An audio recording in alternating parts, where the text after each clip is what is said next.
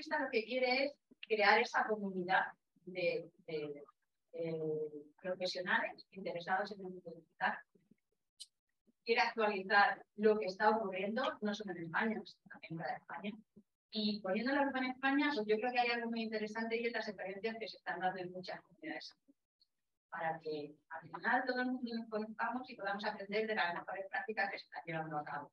Yo creo que España siempre ha sido un país que ha tenido muchísimas iniciativas creativas. Creo que existen grandes profesionales, pero a lo mejor lo que necesitamos es una mejor coordinación y un mejor conocimiento de lo que están haciendo otros, porque probablemente somos poco dados a contar lo que hacemos y a que los demás lo conozcan. Bueno, pues esta revista es una excelente plataforma para que eso pueda ocurrir, para que todo el mundo entendamos mejor cuáles son las ventajas de la digitalización, de estas nuevas tecnologías, pero también que reflexionemos sobre qué se necesita mejorar, qué se puede hacer mejor y qué podemos hacer todos para que en definitiva el sistema de salud crezca, mejore, sea más eficiente y trabaje en beneficio de los pacientes y de todos los ciudadanos. Al final somos los que estamos sufragando por nuestros impuestos y estamos recibiendo la atención que necesitamos. Y yo ya acabo aquí, dar las gracias de nuevo a la Fundación Gaspar Casal y espero que este número 3, que yo creo que se va a volver ya, sea tan interesante como los dos anteriores y les parezca tan interesante como a los dos anteriores. Nosotros que ya lo hemos visto, pues así nos aparece. Muchas gracias.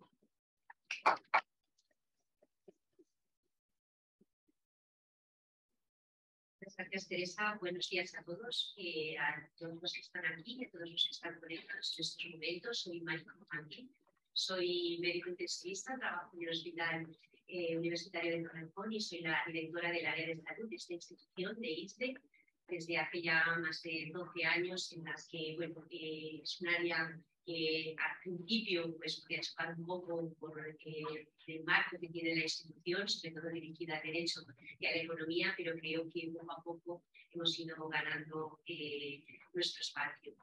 Para nosotros es un privilegio y es un honor acoger este acto de presentación de esta revista creo que Teresa ha explicado de una forma muy clara la importancia que tiene la digitalización en el sistema sanitario, como de hecho la pandemia lo ha puesto de manifiesto, la necesidad de disponer de esta tecnología que probablemente va a contribuir a cambiar la manera de trabajar en el sistema en los próximos años. Creo que probablemente muchos de los cambios van a venir con el rediseño de los procesos y también con la participación de los pacientes y los profesionales, y la tecnología es evidente que va a ocupar un espacio muy importante.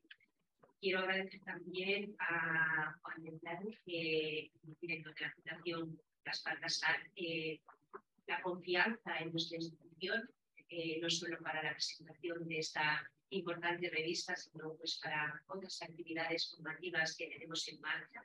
Para nosotros ya digo que estas alianzas son imprescindibles para aprender las mejores iniciativas o actividades de nuestros profesionales. Creo realmente que el contenido de esta revista, los dos números que ya están disponibles, muestran lo que puede aportar en nuestro ámbito, porque realmente existe una carencia de competencias y de conocimientos en el entorno sanitario. No nos hemos formado para nada en un mundo digital como profesionales, ni nosotros, ni tampoco los usuarios, los pacientes, y si queremos realmente sacar partido a algo que está ya introducido en toda la sociedad, estamos en la cuarta revolución industrial, donde la interconectividad y la automatización forman parte de nuestra vida. Es necesario que nos formemos y algo también muy importante, que trabajemos de forma interdisciplinar. Ya no solo se contempla en el ámbito sanitario, los profesionales sanitarios, hay muchos otros profesionales en el ámbito tecnológico que van a aportar mucho valor al proceso, y es necesario que en estas iniciativas compartamos estas experiencias y que seamos capaces de dirigirlas en la mejora, como también se ha comentado, de la salud de nuestros pacientes, de sus familias y también en el bienestar de los profesionales, que creo constituye uno de los principales valores de nuestro sistema sanitario. Para nosotros es un placer como institución, como ISDE, acoger la presentación de esta revista y acompañarla y de alguna manera ayudarla a difundirla, ¿no?, entre todos los profesionales de la agricultura. Muchas gracias.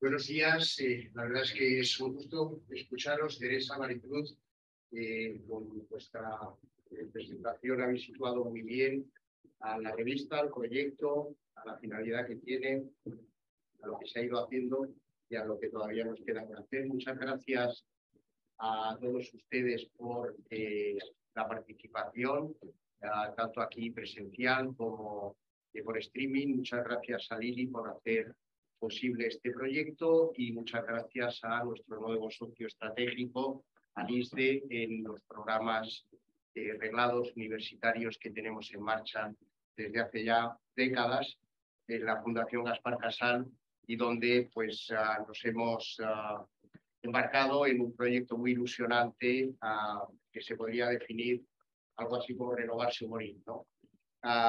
Bueno, hace años cuando hablábamos entre colegas de tecnologías emergentes que iban a tener un protagonismo relevante en el entorno sanitario y citábamos, pues, no sé, inteligencia artificial, Big Data, los drones, la impresión 3D, la realidad aumentada, los robots en la navegación quirúrgica, las plataformas digitales en los bloques quirúrgicos, etcétera, muchos colegas nos miraban raro, ¿no?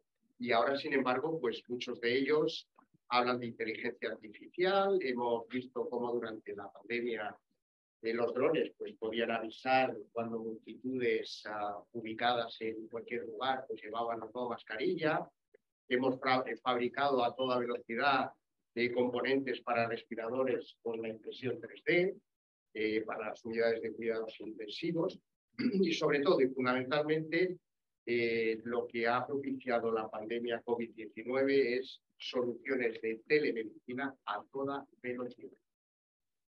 O sea, algo que a los que nos gusta estudiar el cambio organizativo veíamos como que iba a ser muy lento. El empujón que ha pegado la pandemia ha sido realmente singular y muy relevante. La tecnología que tenemos, mi impresión como observadores, que va ganando seguidores, que la práctica clínica se va haciendo cada vez más virtual.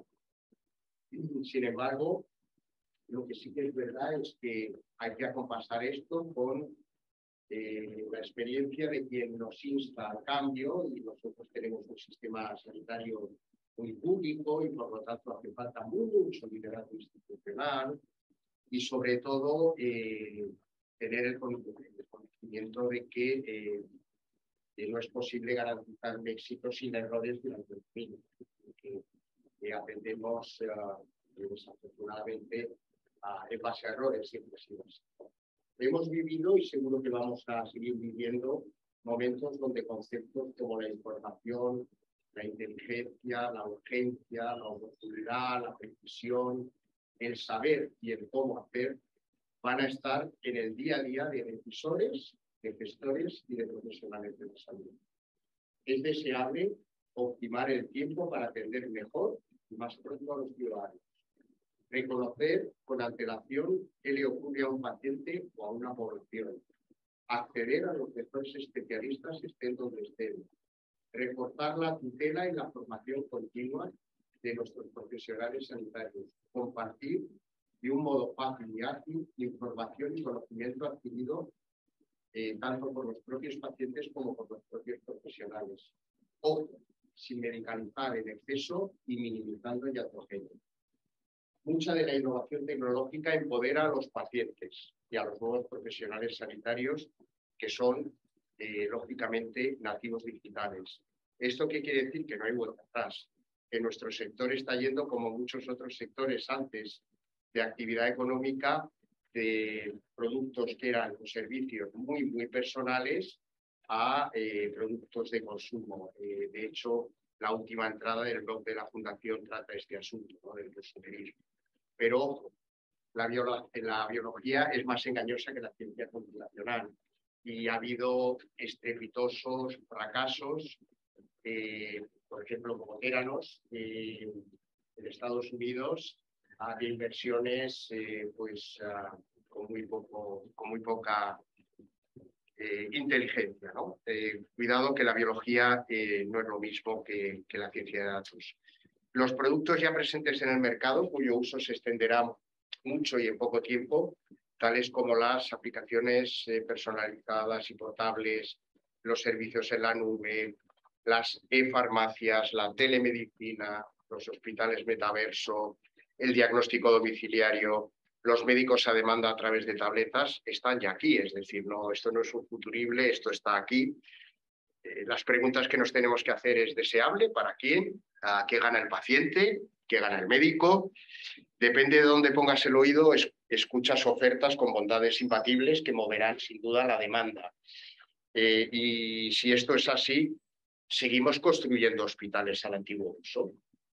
Seguimos convocando plazas públicas de trabajos que pueden ser realizadas por robots y algoritmos. ¿En dónde quedan las preferencias y la ética? Hay mucho debate injundioso por delante, con mitos y realidades a poner a prueba. Se habla de la transformación digital del sector salud como un paso previo a la medicina personalizada, participativa, predictiva, preventiva y de precisión. Las 5P de la medicina del futuro que ya está aquí. Y hemos visto que para quedarse, si bien conviene antes contestar al menos a algunas de las preguntas que nos hemos formulado. Pero la tan deseada transformación digital todavía no ha llegado con todo su esplendor. Se cruzó la terrible pandemia que ha puesto en brete a nuestro sistema sanitario. Sin embargo, como he dicho antes, aceleró cambios impensables en la atención no presencial, en la monitorización continua de pacientes fuera de los hospitales con teléfonos inteligentes, la automatización de procesos y el empleo de los algoritmos para apoyar en las decisiones clínicas. Y esto se ha producido en periodos de tiempo cortísimos, impensables, de verdad, porque uno anticipaba muchísimas barreras, ¿no?, en estos procesos de cambio. Además, es vital que monitoricemos todas estas implantaciones digitales, midamos el impacto en calidad de vida, midamos el impacto en el estado de salud poblacional, en la huella de CO2 que dejan y sí, también en la sostenibilidad de nuestro planeta y de nuestro sistema, con prácticas que tienen que ser de más valor y, por ende, propiciar mejores resultados de salud. En definitiva, vayamos no a una transformación digital en salud, sino a una transformación de la salud en un mundo digital, aceptado, probado y seguro. Les deseo una feliz jornada. Muchas gracias. Bienvenidos a todos los que estáis aquí, que al final parece que se va llenando un poquito esto, sigue llegando gente, y a todos los que están al otro lado de la pantalla. Me acompañan en esta mesa, pues os voy a presentar por aquello de, pero realmente a esta altura ya no necesita presentación porque llevan toda la vida en esto. Ahí al fondo César Morcillo, del que soy muy fan. Es el director médico del Hospital Digital de Sanitas. Mercedes Alfaro, su directora general de Información Sanitaria y Evaluación del Ministerio de Sanidad. Que ya es mucho. Y José Luis Díez, que es consultor y advisor independiente de tecnologías de la información y un inapreciable colaborador de nuestra revista. Vamos al lío, que aquí hemos venido a hablar de salud digital, y hablamos mucho de salud digital, de transformación digital, citaba Juan. Yo llevo también unos cuantos añitos hablando de estos temas, trabajo como periodista en Diario Médico, y tengo la sensación últimamente de que la transformación digital está pasando a ser una expresión como fue en su momento el Pacto de Estado por la Sanidad o poner al paciente en el centro. O sea, algo que se dice, pero que está o llegará, o sea, hoy, en mayo de 2022, podemos hablar claramente de salud digital en el día a día para el paciente, para el profesional. ¿Existe? ¿O todavía lo esperamos? No sé si quieres. Muchas gracias, Teresa, y muchas gracias a la Fundación Gaspar Casal y muchas gracias a ISDE y a Lili por la organización de este encuentro, que yo creo que es interesante y muy oportuno, porque como comentaba Rosalía, estamos ante un tópico, ¿no? Y tampoco estábamos ante un tópico cuando decíamos lo de poner al paciente en el centro, pero es verdad que era una muletilla que se ha usado absolutamente para todo. En la sociedad vivimos muchas veces con muletillas y hay que distinguir qué hay de muletilla y qué hay de cierto. Bueno, hasta hace pocos años cualquier organización para ver hacia dónde iba tenía una visión, tenía una estrategia, la aplicaba y con esto funcionaban las cosas, incluidas las organizaciones sanitarias. Y las tecnologías eran importantes, pero eran un apoyo. Sin embargo, con el desarrollo de la tecnología digital, con la enorme capacidad que tiene de evolucionar y la rapidez de evolución que tienen las tecnologías digitales, pues influye en la manera de ver las cosas. La propia tecnología digital influye en la manera de ver las cosas, de manera que nos habilita incluso para tener otra visión diferente a la que podíamos tener cuando nos planteábamos desde las organizaciones nuestra visión. Y esto ha dado lugar a eso que se llama transformación digital, es decir, que se prestan o reciben servicios de salud de manera diferente, transformado de otra manera. Y gracias en gran parte a esa tecnología digital.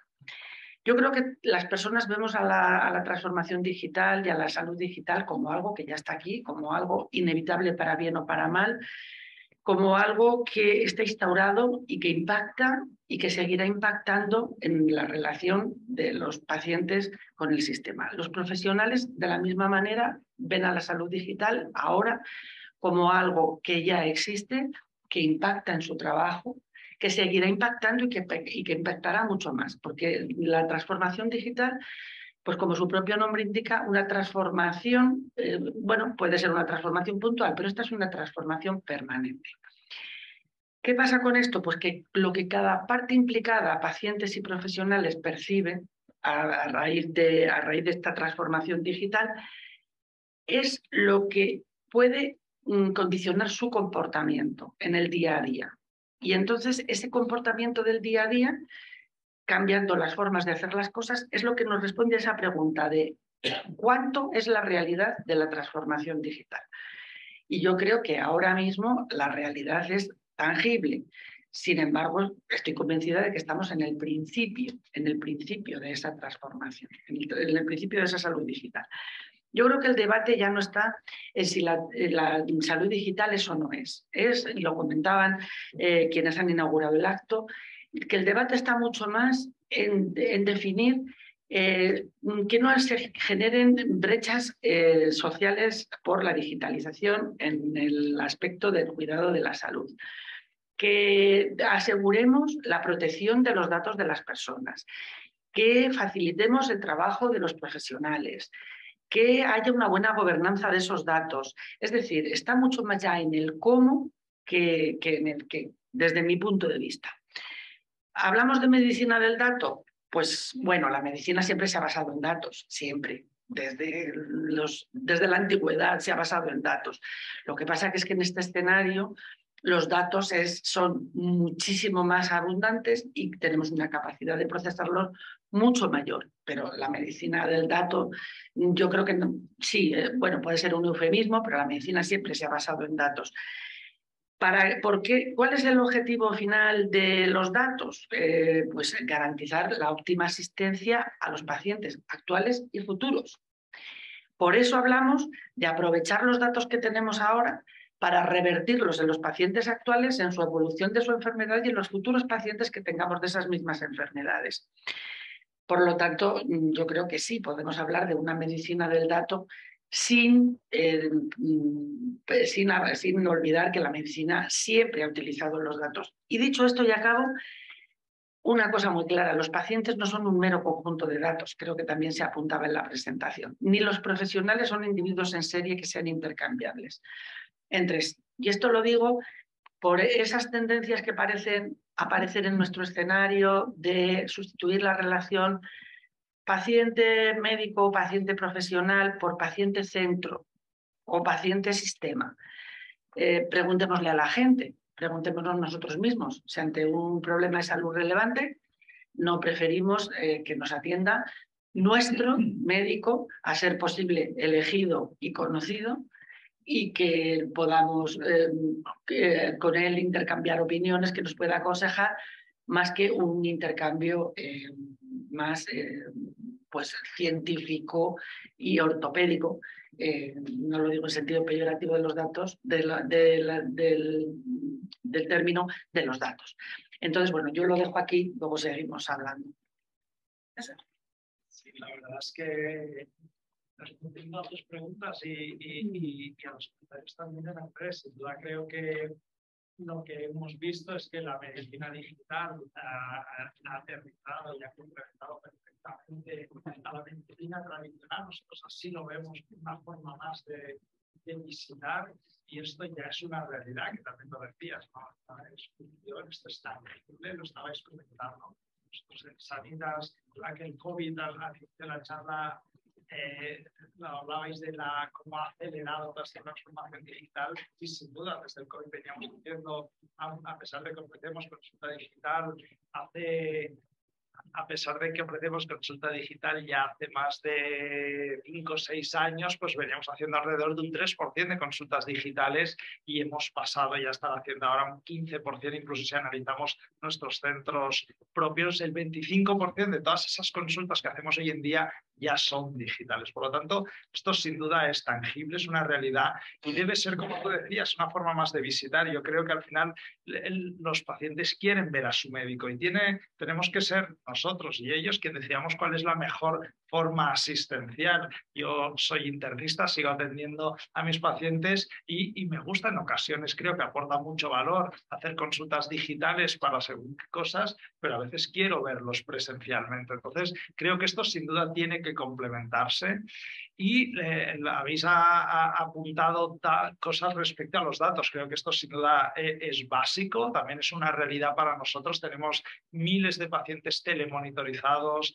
con wearables donde podemos captar diariamente un montón de datos clínicos, ya un montón de smartwatches, por ejemplo, tiene electrocardiograma, pulsioxímetro, podemos mirar la presión arterial. Todos esos datos, no solo clínicos, sino de actividad, de cómo duermen, si están estresados, nos aportan muchísima información para devolverles valor y salud, en el sentido de que podemos focalizarnos más en ofrecer una medicina realmente personalizada, lo hablabais, y preventiva, ¿no? De modificar sus hábitos de vida. La mayoría de las enfermedades a día de hoy se deben a malos hábitos de vida, pues podemos ayudarles con planes preventivos digitales a cuidar esos estilos de vida saludables con más dieta y ejercicio para mejorar al fin y al cabo la salud, sin duda. Pues, muchísimas gracias a los organizadores por la sesión, por la invitación. Y en tu pregunta, Rosalía, me parece excelente. Y te permití un poco la duda, me parece excelente porque vivimos, es verdad que la sanidad ha vivido muchos años con mucho mantra en que repetíamos una cosa y parecía que a base de repetirlo se conseguía, y no es así. Las cosas se consiguen haciéndolas. Y segundo, porque el mundo digital y el mundo que vivimos, y digo el mundo digital porque las redes contribuyen, polarizan blanco y negro. Entonces tú decías, estamos ya en una realidad digital. Y yo decía, perdona la broma, más no vale.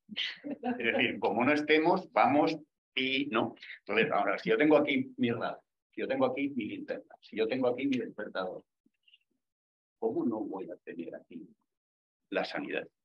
Es decir, somos marcianos, queremos ser marcianos. Bueno, hecha la buta, vamos al Tajo, ¿no? Y el Tajo es, yo creo que sí. Yo creo que se va avanzando. Lo que pasa es que, como toda revolución, bueno, estamos hablando de revolución industrial. Se dice que es la cuarta revolución industrial. ¿Alguien podría vivir sin luz pocos años después? Evidentemente no. Yo creo que no vamos a poder vivir sin lo digital. Entonces, como toda revolución, empieza con unos elementos que van generándose. Tú has apuntado antes, Juan, hay un elemento muy importante en la sanidad, que es el ensayo-error. Bueno, hay que medirlo muy bien. Supongo que nos dará tiempo a hablar sobre la evolución de las tecnologías digitales, que es un tema fundamental. Entonces, bueno, estamos en la parte inicial, Después se procederá a la explosión, a la divulgación, a la regulación y a otros elementos. Desde mi punto de vista, es evidente que sí, se puede hablar de una transformación digital. Habéis apuntado ya de la salud, de una salud digital. Es verdad que bajo salud digital muchas veces metemos cosas que no son salud digital, es decir, la telemedicina convencional no es más que poner pues, una pantalla por medio, pero ha venido muy bien.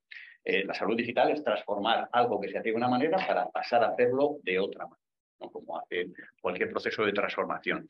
Y quizás para concluir este punto, yo creo que lo que hace falta es ir canalizando todas esas experiencias, ir utilizando adecuadamente, ir poniendo al paciente como real tractor del modelo. Si os fijáis, en los sectores donde más se ha avanzado es porque el cliente paciente ha podido realmente traccionar más y no ha quedado más alternativa que seguir esa tracción, ¿no? Y por último, una llamada de atención, como estáis comentando los temas del dato, pues con el dato yo creo que pasa algo, pues si cabe parecido o de mayor relevancia. Me resulta muy difícil, claro, yo tengo un sesgo muy importante, he trabajado mucho en tecnologías de la información, soy médico de origen, pero me resulta muy difícil encontrar una actividad en la que el dato en cantidad, calidad, emergencia, momento, urgencia, tener el dato aquí ahora sea más relevante que la sanidad. El abanico que se abre ya no solo con datos estructurados, sino con datos no estructurados, con datos viniendo es increíble. Y de nuevo, perdona, más nos vale tener las herramientas para canalizarlos y explotarlos adecuadamente, porque si no, pues, tenemos un problema. Está claro que las herramientas y la tecnología existe, la tenemos. Continúo contigo porque me has dicho algo muy interesante, que es que, a ver, en el móvil lo tenemos todo. Yo el otro día hice la declaración de Hacienda en el móvil.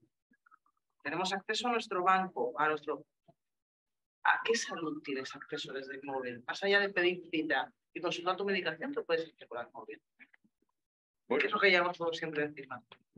Vamos a ver, has hecho una pregunta yo creo que es muy interesante. Se pueden hacer cosas, pero dependiendo del entorno en el que estés, pueden ser más o menos. Es decir, a mi juicio, en aquellos entornos donde el cliente, paciente, tiene un vínculo y puede traccionar más, tú puedes llegar a hacer más actividades.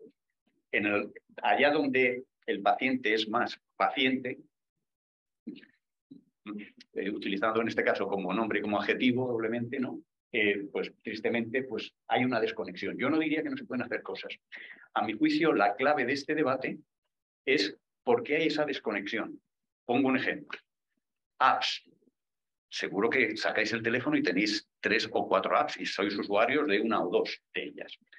¿Por qué esas apps, de forma global, de forma generalizada, no están debidamente analizadas, certificadas, priorizadas por los servicios de salud e incorporadas al sistema? Bueno, pues alguien tendrá que responder de ello. Yo creo que las herramientas están, se pueden hacer muchísimas cosas, hay tremendas utilidades ya digitales en aplicativos o en múltiples temas, y el problema es a mi juicio, no tanto el que se haga o no se haga, sino la necesidad de conectar eso con lo que es la sanidad. Hablamos de sanidad convencional, la de toda la vida, está claro, me veo en este lado ahora, está claro que las prioridades son las mismas, los pacientes son los mismos, pero sí que hay 2 velocidades entre lo público y lo privado. Eso está clarísimo. Al menos en el caso de Sanitas estáis varios pasos por delante. El Ministerio lleva muchos años trabajando en la tan ansiada interoperabilidad. Todavía estamos un poco renqueando en algunos aspectos. Esas carencias que aún tiene el acceso a los datos, el uso de los datos, tanto por parte del paciente como de los profesionales o de la propia administración. ¿De quién es responsabilidad eso? O sea, ¿quién tiene que dar el siguiente paso para que esto de verdad sí esté? Bueno, yo en primer lugar me vas a permitir que comente muy brevemente el estado del arte, porque lo que me da la impresión es que es un gran desconocido. Vamos a ver. Bueno, por cierto, desde el móvil ahora mismo, en la Comunidad de Madrid, o sea, el Ministerio no somos entidad proveedora, pero en la Comunidad de Madrid tú puedes citarte, acceder a tus informes a través del móvil, a tus certificados COVID, por lo menos. Tienes metida la tarjeta sanitaria virtual en el móvil. Accedes a páginas no suficientes, estoy de acuerdo completamente con José Luis, sobre todo COVID. Es lo que han metido ahora. Pero ya se puede hacer bastantes cosas por el móvil. Y en otras comunidades autónomas, os lo digo desde la visión panorámica que tenemos en el Ministerio, todas estas funcionalidades en general se pueden obtener por el COVID. Muchísima gente ya se cita por el móvil, ve sus citas, las anula, las cambia, los informes clínicos se ven desde el móvil, etcétera, etcétera. Interoperabilidad. El 94% de la población española tiene información clínica interoperable en su comunidad autónoma. Y todos los centros de salud de España y los servicios de urgencia tienen autorizada el acceso a la información clínica interoperable de los pacientes. Y todas las personas pueden acceder a su información clínica interoperable en una entrada del portal de su comunidad autónoma que se llama Historia HCD SNS, Historia Clínica Digital del Sistema Nacional de Salud. Hace falta certificado electrónico para acceder. Posiblemente esa necesidad de certificado electrónico, que no queremos rebajar porque nos parece que son datos muy sensibles y que hay que proteger y que si se judicializa un caso no vale un password ni una contraseña, yo creo que está limitando en parte el acceso de los ciudadanos, a pesar de que cada día más tenemos certificados digitales. Pero es cierto que cuando empezamos con esto nos deslumbró el proyecto de DNI digital, que empezó pues, en el año 2011, 2012, 2010, es cuando empezamos con esto, y que íbamos a tener todos, y que todos íbamos a tener nuestro certificado digital. Y entonces pensamos muy optimistamente que iba a ser mucho más rápido. Luego, ¿qué ha pasado? Que el DNI digital es difícil de utilizar, muy poca gente lo tiene, necesita un lector en la casa del ordenador de la persona. El profesional también necesita un certificado electrónico. Nos encontramos también con que muchas comunidades autónomas, incluso para hacer receta electrónica, no estaban utilizando certificado electrónico los profesionales. Esto está siendo una rémora a la hora de utilizarlo, pero toda persona que tenga un certificado electrónico, yo le invito a que entre en el portal del Ministerio. Hay un sitio que te lleva a cada comunidad autónoma porque entras por la comunidad autónoma donde tienes tu tarjeta sanitaria. Y ahí está toda la información interoperable. La información interoperable, que es el resumen de historia clínica, que es una información que se produce en el momento en el que se pide, es un destilado de la historia clínica de la persona con los datos relevantes que el profesional, el médico, vamos a hablar claro, el médico debe conocer cuando está tratando a un paciente desconocido en itinerancia para no incurrir en problemas de seguridad del paciente. Ese es el resumen de historia clínica y ese se hace en el momento y es actual y es interoperable de verdad. Ese se produce cuando se solicita. Y el resumen de la historia clínica de atención primaria, que también se produce en el momento y que viene a ser un resumen del paciente, pero más amplio. Y luego son una serie de documentos que son PDFs. Ahí la interoperabilidad es relativa. Está la interoperabilidad en la mensajería que se le ha puesto y en el modelo de datos que llevan dentro y que son el informe de alta hospitalaria, el informe de especializada, el de laboratorio, el de imagen, el de otras pruebas diagnósticas y el de cuidados de enfermería, que es también muy importante. Bueno, pues la mayor parte de las comunidades autónomas tienen, alguna tiene todos, la mayoría tiene 5 o 6 de los 9 posibles y algunas otras solo tienen la historia clínica resumida de la primaria, pero existe y sin embargo no se utiliza. Mi pregunta es ¿por qué? ¿Por qué? ¿Tenemos una brecha digital? Pues no lo sé si tenemos una brecha digital en el que yo creo, primero, que se ha hecho poca publicidad. Estoy convencida. Segundo, que también puede ser que en una consulta rápida, salvo que se necesite saber un dato, el médico pregunta al paciente, ¿usted qué le pasa? Dígame sus antecedentes, y no se va a una aplicación a buscar lo que le pasa. Vamos a ser sinceros.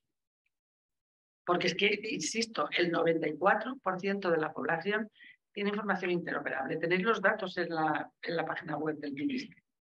Comunidad a comunidad, los informes que tienen comunidad a comunidad. Entonces, bueno, pues nos lo tenemos que preguntar. También esto. Nos lo tenemos que preguntar. Es una gran incógnita. Pues sí, si quieres comentar algo.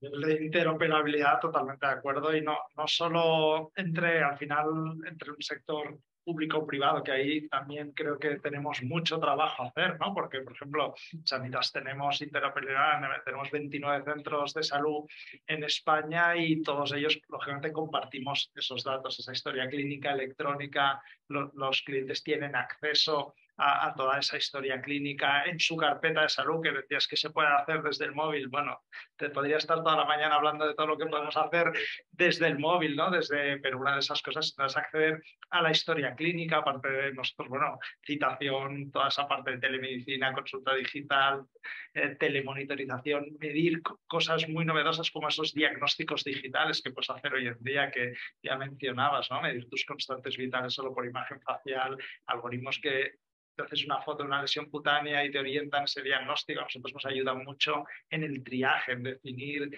cuándo puedes ir a una consulta presencial o digital, ¿no? Consensuada. Podemos incluso hasta pedir, oye, el fármaco que yo prescribo, que te llega a esa receta electrónica, que me la traigan a casa. En menos de 3 horas te traen ese medicamento a tu casa. O sea, en el móvil realmente podemos hacer muchas cosas y cada vez vamos más a eso. Yo creo que parte de lo que estamos haciendo en Hospital Digital es eso, llevar esa asistencia a día de hoy que se hace en estos centros de salud, allí donde esté el paciente, y el móvil es el principal vehiculizador de toda esta digitalización, porque, como dices, ahora a día de hoy es el móvil y siempre lo llevamos todos en el bolsillo. Tú dejas las llaves en casa, igual no sé si vuelves, pero por el móvil todos volvemos. Está claro que el paciente digital, o sea, ahora mismo a lo mejor, bueno, mi madre con 84 años pues sapea que da gusto verla, o sea, ni tan mal, pero sí que es cierto que toda una generación un poquito más digital sí que estamos reclamando esos servicios, ese acceso, ese poder estar en cualquier lugar y tener acceso a mis datos, a mi historia clínica, incluso a darle acceso a mi historia clínica y quien yo quiera dárselo. Por el lado del paciente parece que la cosa sí que nos está llevando. Por el lado del profesional todavía queda esa resistencia al cambio de la que tanto se ha hablado. Bueno, sí, yo meto los datos que es necesario para completar lo que me piden, pero mis notitas me las dejo aparte porque no me acaba de convencer esta historia. No sé. Bueno, yo creo que has tocado un tema que es fundamental. Has lanzado una palabra que es muy importante, que es brecha digital. Y tú lanzas otra pregunta muy interesante. Lo que está ahí, si no se usa, ¿por qué no? Teresa ha comentado en la introducción, a mi juicio, 2 desafíos que son claves, que son la formación del médico y del paciente. La Fundación ha trabajado mucho y sigue trabajando, empujando un tema que es clave. El que necesita asistencia sanitaria en general son los mayores de 60, 65. El consumo de salud en tu vida lo haces en los últimos años de tu vida, que generalmente pues son a partir de los 60, 70. No tienen las mejores habilidades digitales. Hemos vivido con cierto estupor lo que ha pasado con el mundo bancario. Bueno, no vivamos el mismo proceso en la sanidad. Puede ser tremendamente dramático. Es decir, hay que tener en cuenta que el usuario que más va a necesitar de todo esto es un usuario que es mayor, que no tiene el último modelo de smartphone y por tanto hay que tenerlo muy en cuenta, pero no para formarle, sino para definir aquello que queremos implantar. Muchas veces hacemos un aplicativo y decimos, toma, úsalo. Y es imposible para él. Entonces, o hacemos algo con respecto a eso o tenemos un problema serio. Porque además yo soy de los que defienden que la sanidad digital, la salud digital es la palanca para mejorar calidad y para mejorar eficiencia en un momento que económicamente es muy complejo. Segundo punto, los profesionales, vuelvo un poco a lo que comentaban al principio en la presentación, la formación de los médicos. Pues pasa igual, estamos hablando de la crisis que va a haber con la generación de los boomers. Cuando se jubilen los boomers, que es pasado mañana, yo soy boomer. Cuando se jubilen, pues oye, hoy en día el grueso de la actividad está dirigido por boomers, por personas que con cierta edad. Pues habrá que hacer algo para... no podemos esperar a que las personas, los profesionales de 30, 40 años empiecen a ser los que lleven el grueso de la actividad. Y en este sentido es fundamental pasar a la acción. No se trata solo de formar, sino definir modelos que se puedan desarrollar de otra manera. Es decir, cuando tú eliges un médico sobre un tema concreto, vas a depender del azar del hospital, que es un buen hospital, del azar del médico, que esté bien cualificado. Pues ahora vamos a añadir otro tema más. Es que sepa usar esto.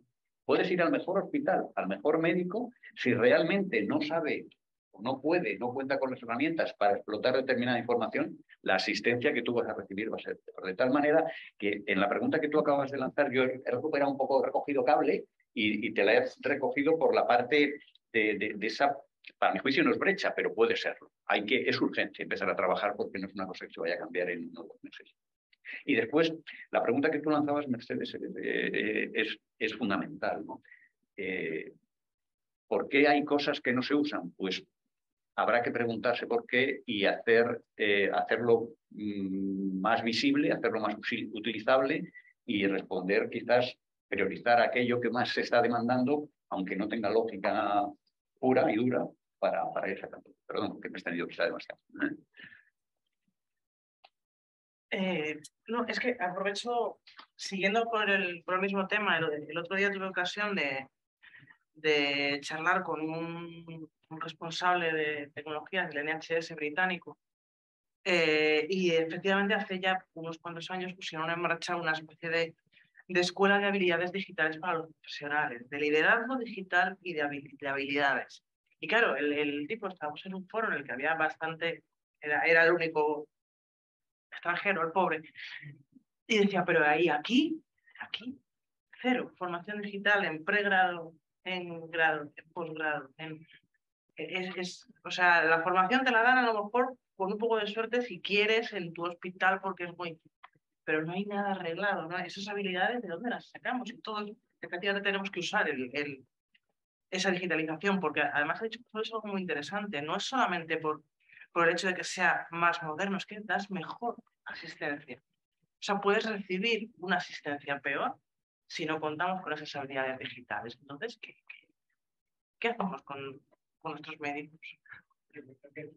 Cero tampoco estamos, ¿no? Pero es verdad que estamos empezando y tú, José Luis, lo mencionabas, la formación es básica, o sea, los principales frenos a la transformación digital son la cultura y los conocimientos, ¿no? Y eso no es la tecnología, entonces sin duda debemos potenciar toda esa adquisición de habilidades digitales tanto en los profesionales sanitarios como en los pacientes, porque si no te vas a encontrar eso, que les estamos ofreciendo un montón de tecnología, la mejor salud hoy en día, a veces la puedes conseguir el mejor especialista en tal sitio, que igual no puedes acceder en tu ciudad, pero está fuera y gracias a la tecnología te lo ofrece y si no sabes utilizarla no podrías, ¿no? Entonces, sin duda es básico, nosotros invertimos mucho en formar a nuestros profesionales, en adecuar toda esta tecnología a sus flujos clínicos para que se usen, porque tú le puedes ofrecer también la mejor tecnología del mundo, pero si no le facilitas la vida al médico, no te la va a usar, que eso también es gran parte de decir por qué escriben lo mínimo a hacer. O sea, la tecnología tiene que venir a facilitarnos la vida, tanto a los equipos asistenciales como a los pacientes, no a darnos más trabajo. Y en eso, sin duda, igual también a los pacientes para vía. Y en eso de la brecha digital y la formación a los pacientes creo que es básico porque además a veces la propia tecnología, tú lo decías, que cualquiera hoy en día ha hecho un WhatsApp y con el COVID todas las abuelas están haciendo videollamadas con sus nietos. Entonces, no es que sea tan complicado. Estás hablando de hacer una videollamada y a veces, ¿por qué no? Nosotros, por ejemplo, empezamos con la videollamada, luego nos dimos realmente cuenta que al final a veces el teléfono soluciona muchas más cosas, una llamada telefónica y a personas más mayores a veces les puede ser más útil, aunque aporta mucho más información, una videoconsulta, ver, pues en parte explorar y hacer otras cosas. Pero a veces la tecnología va a facilitar ese contacto con el paciente, precisamente a esos más mayores que son los que más problemas tienen a veces para desplazarse, para acceder a un centro de salud, ¿no? Y tienes ahí tecnología que puede ser una llamada telefónica o bots automatizados que tenemos que les llaman por teléfono directamente, no usando la aplicación, sino que descuelgan el teléfono y les llama un asistente virtual para recoger toda esa información. O sea que siempre hablamos mucho de esa brecha digital que está ahí, pero la tecnología puede facilitar mucho la vida tanto a los clientes como a los equipos médicos. Y yo estoy muy de acuerdo, acaba de decir César una cosa que es la paradoja esta de que precisamente quien más en parte se puede beneficiar de una atención telemática o una atención digital, que son personas que por edad o por sus problemas de salud no tienen una movilidad, pues curiosamente son posiblemente las menos formadas hoy en día para el uso de tecnologías digitales. Y que eso, si no se cuida, pues realmente estaremos haciéndolo mal. También creo que se ha comentado, no me acuerdo si hemos sido nosotros o ha sido la mesa anterior, que no puedes decir ahora mismo que sustituyes un sistema por un sistema otro digital. Hay que seguir dejando, mientras haya personas que no son capaces de utilizar las tecnologías, hay que seguir dejando los métodos tradicionales de acceso. Y muchas veces, o sea, no podemos ser como el butano, que de repente lo puso, que el butano adiestró mucho a las personas mayores, de hablar y decir, una bombona normal. Vamos, es que tú no te puedes acordar que eres muy joven, pero es que yo sí me acuerdo de cuando se empezó a pedir el butano por teléfono a un contestador, que las personas mayores estaban incomodísimas al principio pidiendo el butano así. Entonces, bueno, eso yo estoy de acuerdo tanto con José Luis como con César, que sin una formación que tiene que empezar en la escuela como ciudadanos, que tiene que seguir en las carreras y ahí ya diversificarse, el que va para médico de una manera y el que va para perito químico de otra manera, pero las tecnologías se tienen que enseñar. Y en los posgrados, porque las tecnologías cambian tanto que es como si a los médicos, yo que procedo del laboratorio, yo me acuerdo que para hacer antes la GPT y la GOT, pipeteábamos y hacíamos una reacción en un pocillo. Pues cuando empiezan a introducirse las máquinas automáticas, evidentemente tienes que irlas aprendiendo y estás en formación continua. Y en concreto un sanitario que no esté en formación continua, no os fiéis de él. No os fiéis de él, de verdad, no os fiéis de él, porque estará desactualizado absolutamente. Lo que tú comentabas de las anotaciones subjetivas, tengo que levantar yo aquí una lanza o algo, como se diga, para los médicos. Miren, la historia clínica era el registro que nosotros llevábamos para tener claro qué le pasaba a nuestro paciente y no llevarlo aquí en la memoria, aunque muchos te puedo asegurar que les ha costado escribir en una historia clínica sangre. Yo a mis pacientes los conozco a todos, los llevo aquí. Te hablo de hace 30, 40 años, tampoco te hablo de tanto. Pero la historia, tú vas haciendo tus anotaciones y haces anotaciones objetivas de lo que tú exploras o de las pruebas que haces y unas anotaciones subjetivas. Tú imagínate que tienes un paciente delante alcohólico y estás apuntando lo subjetivo y estás diciendo, creo que me está mintiendo, noto fetor etílico. Tú eso no quieres que lo vea nadie. Nadie. Y entonces, o la historia clínica digital permite al médico apuntar sus anotaciones subjetivas para él, o no tendrá éxito. Dejaremos de escribir. Y más pensando que lo puede ver el paciente. Bueno, entonces, o somos conscientes de que la historia clínica, por una parte, es una herramienta del propio médico y de la enfermería y de quien escriba en la historia clínica. Y por otra, tiene que salir una información para el paciente, pero cuando un paciente reclama, en el instante yo trabajé mucho tiempo en gestión de usuarios y decía, quiero toda mi historia clínica, con todo lo que está apuntado. Pues no, primero, para toda la historia clínica me tiene que traer un requerimiento judicial, toda la historia clínica. Y en segundo lugar, con ese requerimiento judicial te dice la ley que tienes que quitarle las anotaciones subjetivas y las referencias a terceros. Entonces, quiero decir que ahí sí que tenemos que buscar con la historia digital mantener ese incentivo para que el médico escriba, si no, pues clicará los campos imprescindibles y empobreceremos la historia clínica. Yo creo que estamos fuera de tiempo, pero simplemente una llamada. Pues entonces, han salido al final temas muy relevantes que Mercedes señalaba. esto cambia. Y hoy ya es ayer, ya es tarde, ya es pasado. De tal manera que el aplicativo que tienes, esta noche te va a decir el teléfono que lo tienes que actualizar. No se trabaja ya, y yo he sido consultor toda mi vida, hemos tenido grandes negocios de proyectos a 6 meses, ahora mismo todo es allá, y todo tienes que hacerlo rápido, implantarlo, otra release, ir adaptando, y con el imperativo de la iatrogenia, es decir, no puede haber errores, no puede haber errores. El primer matiz es, vivimos una época de cambio exponencial, todo se mueve, se dice que el entorno al que vivimos es VUCA, el acrónimo de vulnerabilidad, uncertainty, ¿no? Complejidad, ambigüedad. Bueno, pues todo esto lo van a tener que hacer en ese escenario. En ese escenario en el que el cliente debe ser el tractor. Este es el primer factor. Mensaje muy positivo. Yo creo que el mundo digital favorece las condiciones de segurización del dato. Puedo decir, este se ha tomado en vez de un café un carajillo, a la vez usada, no tomo, bueno, tampoco me gusta demasiado el café, la verdad, pero no, yo es que yo fui médico y yo por el hospital y podía coger una historia clínica. Yo he sido director médico en un hospital, me pedían de los juzgados una historia y no aparecía. Y tenía que decir que no la encontré, de verdad, eso me ha pasado a mí, o sea, no me lo invento.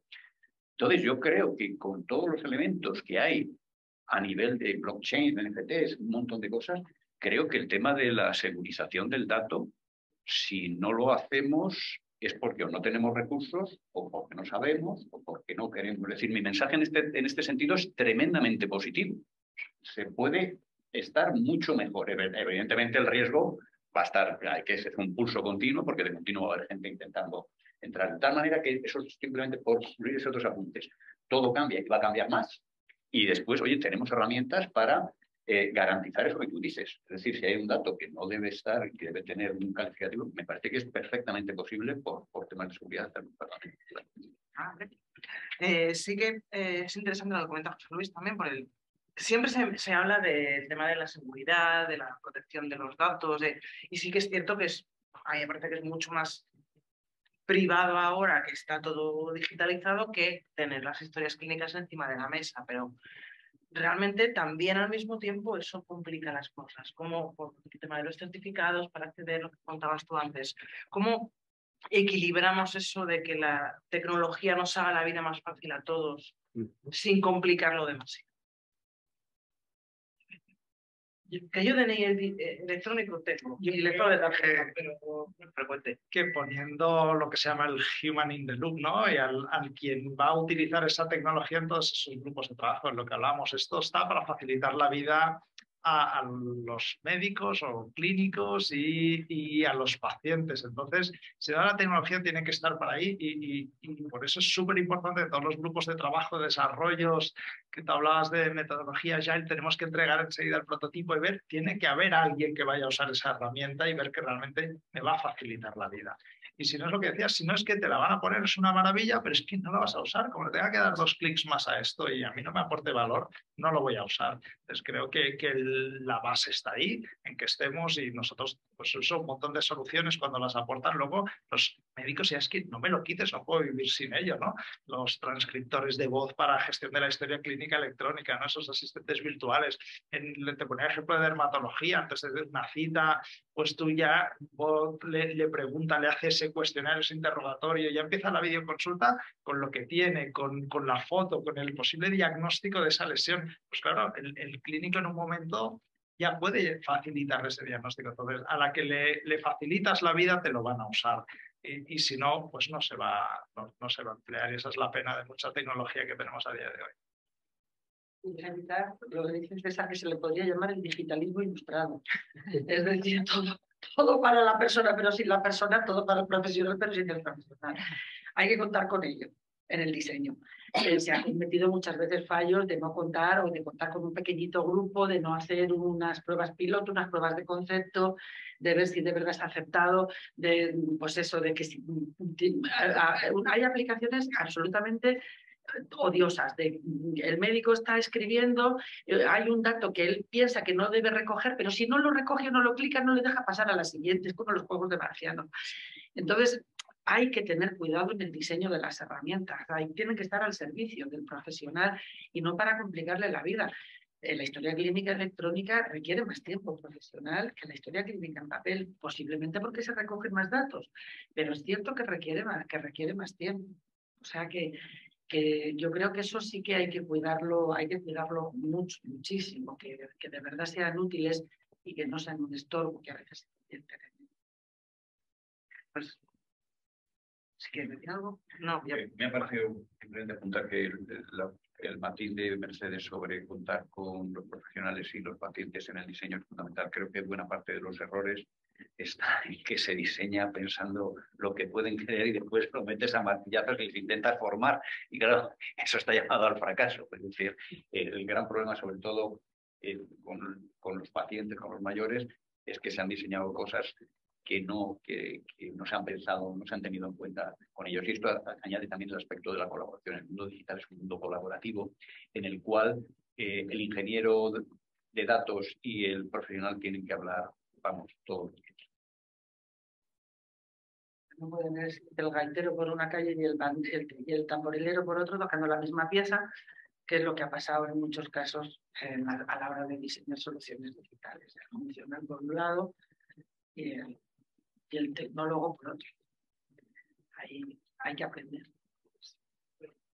Yo encantadísima de seguir aquí toda la mañana, porque aparte me fascinan estos temas, pero no sé si hay alguna cuestión por parte de la audiencia, algo que queréis comentar, preguntar, plantear, debatir, o pasamos a la siguiente intervención. ¿Sin intervención? Pues, bueno, muchísimas gracias a los tres por... No me gusta mucho esto de andar volviendo a la cabeza de un lado para otro. Yo siempre me pongo en un extremo, pero bueno, para el próximo día. Muchísimas gracias a los tres, ha sido un auténtico placer, ha sido de gusto y espero que nos vamos a encontrar en otra ocasión. Muchas gracias. Buenos días a todos. Quiero empezar primero con los agradecimientos, porque como dice el refrán popular, es de bien nacido ser agradecido. En primer lugar, gracias a todos los que estáis aquí por venir y a todos los que nos seguís en streaming. Gracias a Lisde por acogernos. Gracias a Rosalía Sierra, que es una gran editora jefe de la revista Digital Trends. Me parece que ha moderado la mesa de maravilla y ya os podéis imaginar que sin su impulso y visión esta revista no sería posible, así que muchas gracias.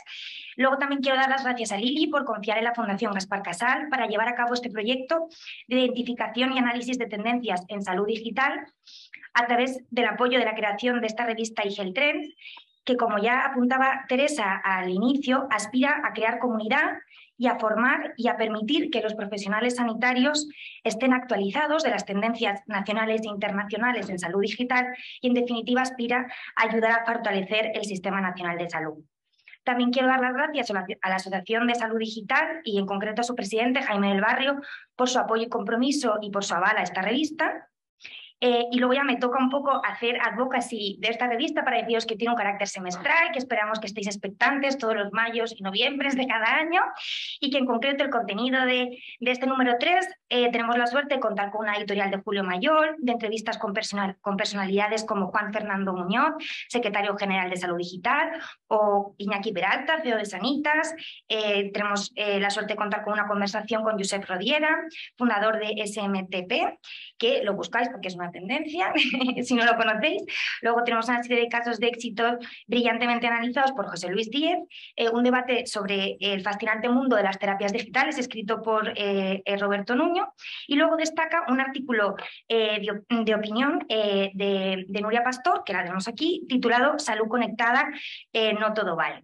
Tuve la suerte de conocer a Nuria el pasado octubre en el 9º Congreso de Gestión Clínica de la Fundación Gaspar Casal, en colaboración en ese año con el Gobierno de Cantabria, y os puedo asegurar que además de una profesional brillante, es una persona con una extraordinaria calidad humana.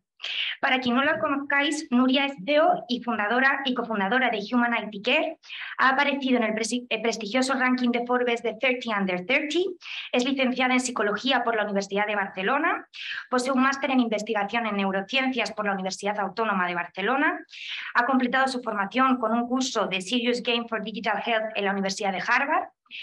Ha cursado el Scaling Up Excellence Program de la Universidad de Stanford y como experiencias previas destacar que trabajó como Project Lead Coordinator en el Instituto Hospital del Mar de Investigaciones Médicas, el INIM, en Barcelona, y desde febrero de 2022 es miembro del Consejo de Administración de Catalonia Bio and Health Tech. Y nada, Nuria, cuando quieras, encantados de tenerte aquí y de poder escuchar. Tu introducción. También quiero dar las gracias a la Fundación Gaspar Casal, a Lili y a todos los colaboradores ahí también por hacer esta revista. Creo que es muy necesario que estemos constantemente aprendiendo, ¿no? Y formándonos en el sector, en un sector que realmente es muy cambiante, ¿no? Y que creo que todos los que estamos involucrados en el sector, tanto desde el punto de vista tecnológico, médico y en todos los puntos de vista, creo que nos hemos de formar y aprender. Así que muchas gracias por la invitación. No sé si veo la presentación, pero llevo una presentación para explicaros brevemente casos que estamos haciendo ahora mismo aquí en España, con hospitales, con algún laboratorio también y que estamos haciendo. También un poco algunos aprendizajes, ¿no? Porque es un sector especialmente... sí, perfecto, gracias. Bueno, con muchos retos, ¿no? Y un poco, pues, qué hacemos y qué hemos estado haciendo, ¿no? Entonces, bueno, nosotros en Humanity Care somos una empresa pequeña, somos una startup, somos ahora mismo unas 25 personas. El perfil, digamos, que hay de empleados es muy multidisciplinar. Aquí está una que es de CTO, pero digamos que el 70% de los empleados son ingenieros, ingenieras, bueno, con diferentes especialidades, desde software hasta bioingenieros también tenemos y data scientists, especialistas en análisis de datos. Luego contamos con un equipo clínico que no está a jornada completa, pero nos ayuda a diseñar soluciones y a testearla también con usuarios antes de lanzar cualquier nueva actualización. Que eso también es un aprendizaje que hemos hecho, porque al principio nos lanzábamos mucho a la piscina hasta que nos dimos cuenta que eso no funcionaba bien, no era la mejor manera de trabajar.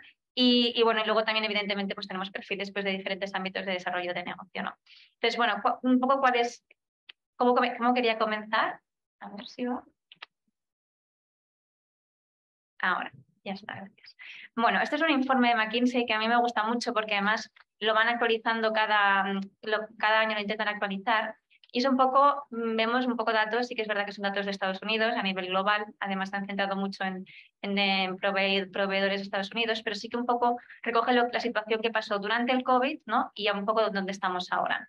En el primer gráfico, lo que al final explica es desde el abril del 2020, qué pasa en los servicios de salud, ¿no? Vemos que en enero y en febrero, digamos que el color azul fuerte sería el uso de tecnologías. Hay un gran pico que llega al 80% de crecimiento del uso de la telemedicina, sobre todo, ¿no? Durante el COVID, y luego se aplana la curva, ¿no? Realmente baja hacia junios, ¿no? Y ya luego, bueno, se mantiene, ¿no? Dicen que se ha utilizado 38 veces más de las que se utilizaba antes, sobre todo en un sistema sanitario y yo creo que en un mercado ya digital, ¿no? Por cómo ellos se comunican, ¿no? Con los servicios de salud y se ha mantenido, ¿no? Sin embargo, actualmente muchos informes, el mismo informe de McKinsey en todo la actualización que han hecho lo dice, ¿no? Parece ser que no estamos logrando llegar a cómo se utilizó las tecnologías durante la pandemia, pero sí que, por ejemplo, aquí vemos que a nivel de consumidores, ¿no? El 76% de los consumidores estaban dispuestos, ¿no? a seguir utilizando ese tipo de tecnologías, y a nivel de proveedores pues sí que vemos un gran cambio, ¿no? Que yo creo que los proveedores de tecnologías médicas, especialmente en este mercado, lo han notado, ¿no? Pues de un crecimiento del 50 a 175%, ¿no? Yo creo que antes César lo comentaba con Sanitas, que ellos subisteis un 103 de videollamadas, 103% de videollamadas, ¿no? Bueno, son algunos datos, también tenemos datos aquí en España de comunidades autónomas que se han hecho uso de esas tecnologías, ¿no? Concretamente en el sistema catalán, porque es por lo que más tengo conocimiento, porque trabajamos con diferentes actores públicos, se incrementó también durante la pandemia, ¿no? Casi 40%, sobre todo en videollamadas y asistencia, que también incluye telefónica, digamos, digital. Que bueno, ahí tendríamos que ver un poco qué se entiende por digital, pero bueno, está claro que durante el COVID y actualmente pues ha habido un cambio, ¿no? Ha habido un cambio que ahora me gustaría explicar un poco más en detalle, ¿no? Pero cuando me llamaron desde la Fundación para hacer, bueno, el artículo de opinión, yo soy muy crítica con nuestro sector hay de todo y no todo vale. Entonces voy a hacer un mini spoiler, pero sin hacer mucho spoiler del artículo, pero sí que hay 3 puntos que nosotros o retos, ¿no? que nos encontramos en nuestro día a día y creo que son importantes que especialmente las empresas o las personas que nos dedicamos al sector tengamos en cuenta, ¿no? Y al final, bueno, está un poco explicado, no voy a hacer muchos spoilers, pero sí que creo que hay 3 cosas que hay que tener en cuenta, ¿no? En cualquier framework, marco de trabajo, al final ha de haber una calidad, ¿no? Nosotros cuando empezamos a trabajar además con los hospitales y algunos nos los pedían, pues ISOs, testeos, publicaciones científicas, ¿no? Diferentes sistemas que permitan entender en una tecnología disruptiva realmente qué calidad hay en eso.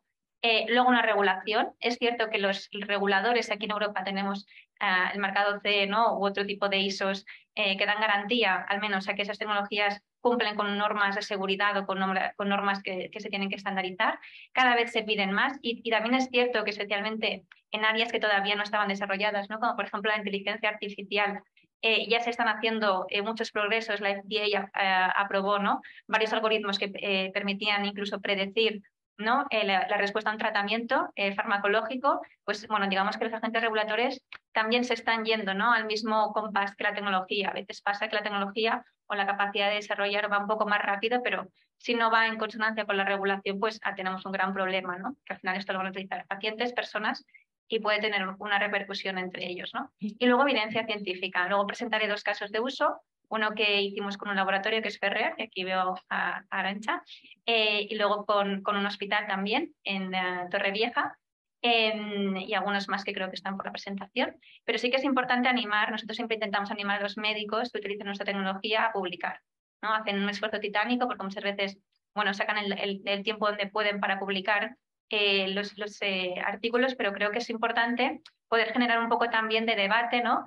Y poder generar también un poco de opinión crítica en base a qué funciona y qué no funciona y qué puede aportar y qué no puede aportar. Y por eso titulamos así el artículo. Bueno, nuestra misión como tal es poder llegar, ¿no? Es hacer la salud un poquito más accesible, predictiva y preventiva, ¿no?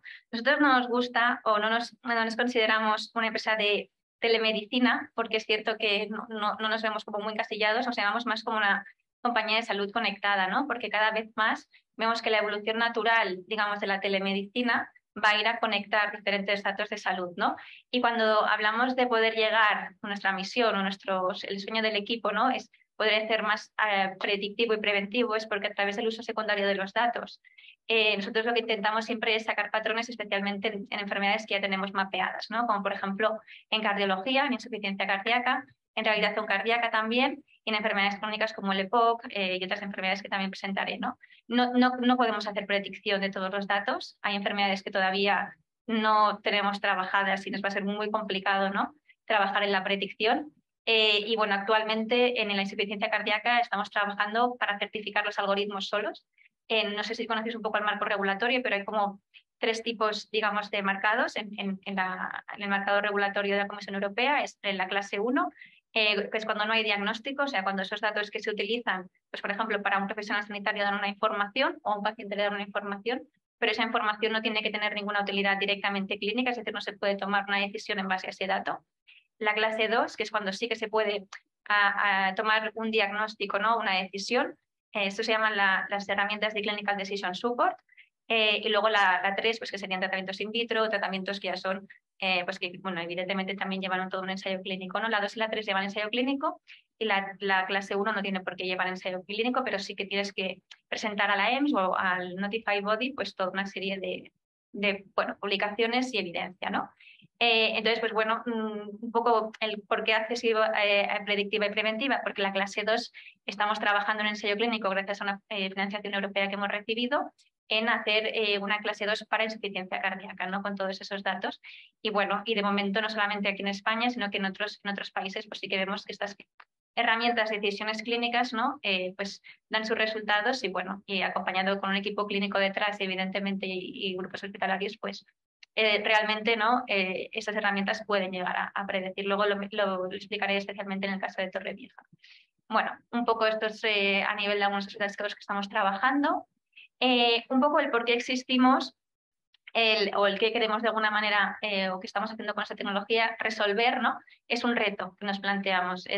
Hay muchas de las tareas, ¿no? Especialmente pacientes crónicos complejos, hay muchos procesos, ¿no? Que los pacientes, ¿no? Los profesionales tienen que hacer de manera sistemática, como por ejemplo pues informar la evolución durante las visitas médicas, ¿no? Controlar posibles complicaciones, ¿no? Todos estos procesos, digamos, de toma de constantes vitales, ¿no? Poder entender a un paciente y poder decirle pues, que quizás está teniendo una descompensación, ¿no? Todo esto era el reto, ¿no? Que de alguna manera bueno, queríamos resolver, ¿no? Y de alguna manera os voy a explicar cómo lo estamos haciendo. Nosotros no somos una solución de app, esto lo quiero dejar claro, somos una API. La API lo que es, yo lo describo como sería una llave que abra diferentes puertas, ¿no? Me gusta poner este ejemplo porque creo que es más fácil de entender que explicar que es un sistema de intercomunicación entre dos tecnologías o entre dos plataformas, ¿no? Y de alguna manera lo que permitimos es que, digamos, que dentro de la propia aplicación del hospital, de la clínica o incluso del laboratorio, se incluya la aplicación con una tecnología que se llama SDK y luego que a través de la API nos conectemos en historias clínicas. El año pasado fue que la primera historia clínica que nos conectamos a través de HL7 en el Hospital Clínic y luego también en Canruti a través de un programa de telerehabilitación cardíaca que luego explicaré. Y bueno, y a partir de ahí pues os animamos a ir cada vez mejorando nuestro sistema y poniendo el mismo lenguaje de un sistema en otro, ¿no? Entonces, al final, lo que proporcionamos es poder medir constantes vitales de manera automática. Los sistemas que utilizamos tienen una tecnología Bluetooth. Entonces, lo que hace la tecnología Bluetooth, que creo que luego hay una foto de cómo funciona el sistema, es que básicamente detecta el dispositivo y lo conecta. Entonces, hemos trabajado mucho en la tecnología y hemos trabajado mucho también con las marcas o con los proveedores de dispositivos y con wearables para entrar, digamos, a leer sus datos y que el paciente lo único que tenga que hacer es tener activado el Bluetooth o nosotros activar el Bluetooth del paciente.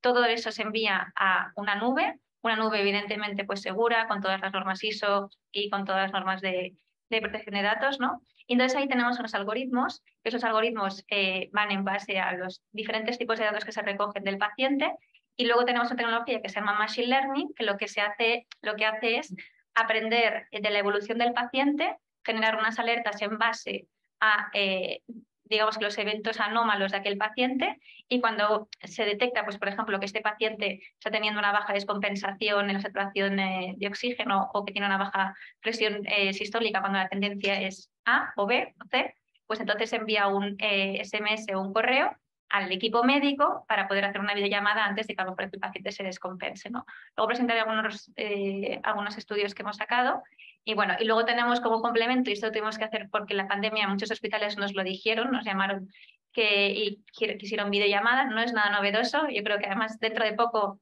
bueno, esto no sé si me atrevo a decirlo, pero a lo mejor será solamente un complemento, pero no será realmente algo que esté dentro de la API porque al final muchos de los hospitales con los que trabajamos ya tienen su propio sistema, pero bueno, durante la pandemia lo tuvimos que hacer, porque nos lo pidieron los hospitales y lo tuvimos que desarrollar para ellos. Y bueno, y que a través de la API se puede conectar con las historias clínicas, que eso creo que ha sido un gran reto del equipo de desarrollo que ha hecho, ¿no? Bueno, eso es el caso de uso, eso es uno de los casos de uso que se hizo en el Hospital de Torrevieja durante la pandemia, antes de que viniera el COVID. Me acuerdo que fue justo todo el 2020, 2021, estuvimos allí con pacientes que además la media de edad, si no me equivoco, y si no, una me corregirá, creo que de 73 años, pacientes crónicos, no muy digitales, con cuidadores que además pues yo creo que hicieron un buen trabajo, ¿no? Y que estaban dentro de la unidad de medicina interna, lo llevaba el doctor Julio y el enfermero Antonio, que salen también en el vídeo, que hicieron luego el propio hospital, ¿no? Y lo que hicieron fue, antes de implementar la tecnología, hacer un estudio piloto. Entonces, en el estudio piloto cogieron dos grupos, un grupo control y un grupo experimental, muy homogéneo. De hecho, cuando entraban, pues no digamos que entraba el grupo aleatorio, evidentemente tenían que cumplir todos los criterios, ¿no? Y el otro grupo experimental. Y durante varios años, pues lo que se vio y lo que se recogió fue cómo era la evolución de estos pacientes, qué alarmas se generaban, los datos que se generaban a través de las alertas y lo que hacía el médico con ellas también se registraba. Entonces podíamos saber pues, qué incidencia tenía, ¿no? en la salud de ese paciente. Y luego también pues hacían mucho soporte. Aquí no utilizaron mucho videollamada, hay que decirlo, utilizaban más el teléfono. Por ejemplo, en el vídeo sale, es un poco largo, dura 6 minutos, pero bueno, luego no lo compartiremos porque creo que también no tengo mucho tiempo. Entonces, bueno, lo que hacían es que cuando esa alerta se les generaba, o había, por ejemplo, retención de líquidos, o tenían que hacer algún tratamiento de la medicación o reeducación en la toma, pues por ejemplo, ¿no? del oxígeno. Cuando tenía que hacer algún tipo de intervenciones, directamente a través de una llamada lo hacían y digamos que lo que no hacían es que el paciente se tuviera que desplazar al hospital y luego, evidentemente, pues que empeorase, ¿no?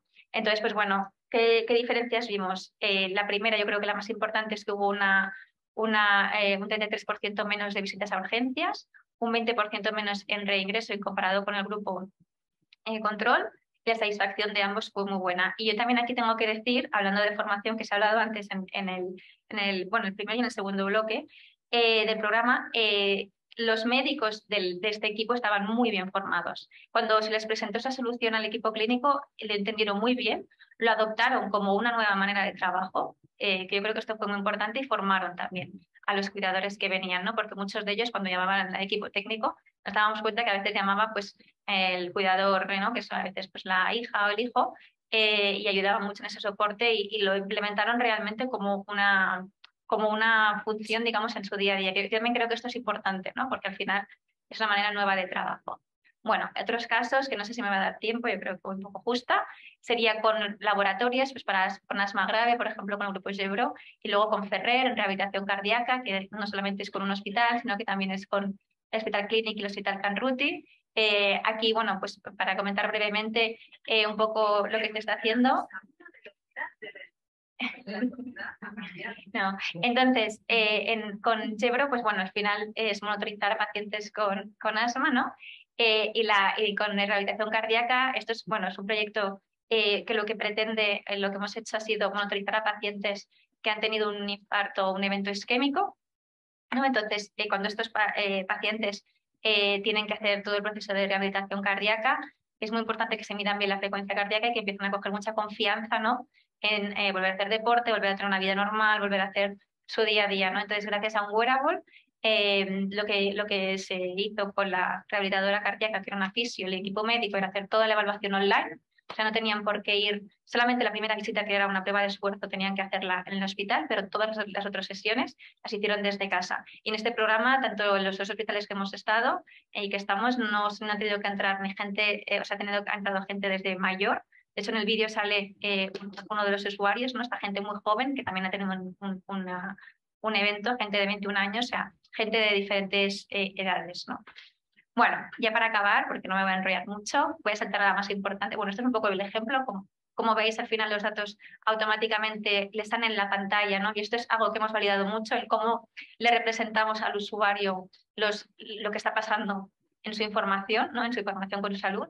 Y bueno, nos hemos dado cuenta, ¿no? Que hacer automáticamente todo el proceso de se está recogiendo un momento, intentar ser muy intuitivos con la solución, les ha funcionado, ¿no? También incluso hay otras tecnologías que no tienen por qué ser una app, sino que un hub que se conecta, ¿no? Entonces, pues bueno, esto también es posible sin aplicaciones sanitarias. Y ya para acabar, yo creo que esto es muy importante, ¿no? Al final, digamos que detrás de toda esta tecnología han habido muchos procesos legales que quizás no he explicado, pero que creo que son importantes y que creo que tenemos la responsabilidad las personas que trabajamos en este sector a cumplirlas, ¿no? Aunque pueden parecer un poco tediosas, hay una legislativa y hay una regulación que debemos de cumplir. También nos hemos de formar, porque a veces cuando nosotros tuvimos que empezar a hacer todo el tema de regulación no sabíamos muy bien cuál teníamos que hacer de todas, ¿no? Entonces nos tuvieron que formar, tuvimos que contratar a una consultora, tuvimos que hacer todo un proceso de poder entender qué es lo que necesitábamos para ser seguros, y además es un proceso que, como audita, pues tienes que estar constantemente pues bueno, preparado y con una persona al menos a tiempo completo para que pueda dar respuesta a todo lo que es la burocracia de este tipo de legislación. Espero que es importante que también nos formemos en esto, ¿no? Y ya está. Esas conclusiones que las dejo porque están en el artículo. Muchas gracias. Muchas gracias, Nubia. No sé si el público tiene alguna pregunta para Nubia.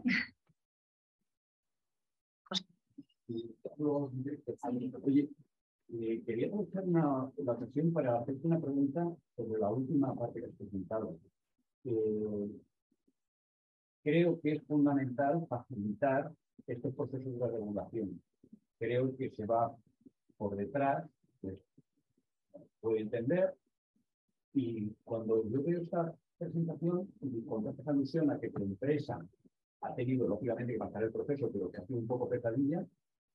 ¿Cómo debería ser este proceso? Porque yo creo que tiene que ser el mismo que hay para un fármaco, el mismo que hay para una tecnología sanitaria, para las tecnologías digitales, pero tiene que ser facilitador, de que sea muy riguroso, pero sencillo para vosotros. ¿Cómo es tu percepción y cómo debería ser?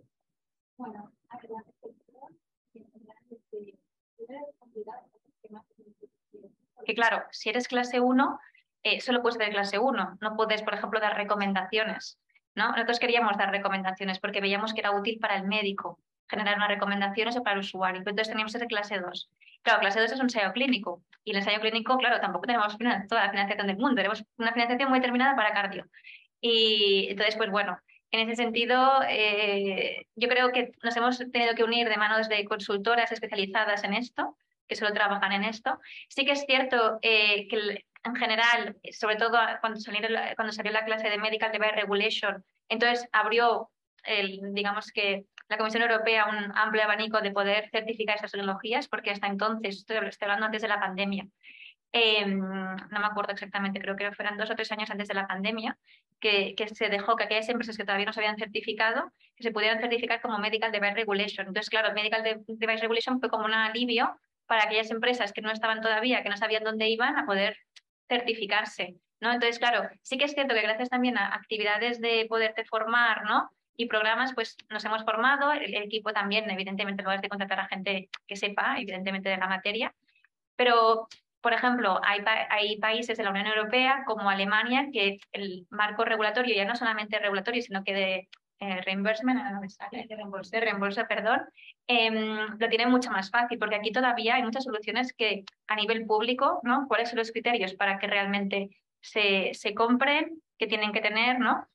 Esto yo creo que Alemania con el DIGA es un buen ejemplo. Nosotros de momento en España solo tenemos, a ver que ya es mucho, ¿no? Pues los ISOs y el marcado CE, pero creo que todavía hemos de ir muy a la par. Y sí que es cierto que en Europa hay grupos de trabajo que se encargan, ¿no? En trabajar mucho con empresas tecnológicas, startups, para ver un poco cómo se puede agilizar todo esto. Pero yo creo que es el otro reto a nivel regulatorio y especialmente de reembolso, ¿no? Del sistema público, ¿no? De adoptar de tecnologías que demuestren valor y evidencia, ¿no? Yo creo que es algo que tenemos todavía como pendiente, como asunto pendiente.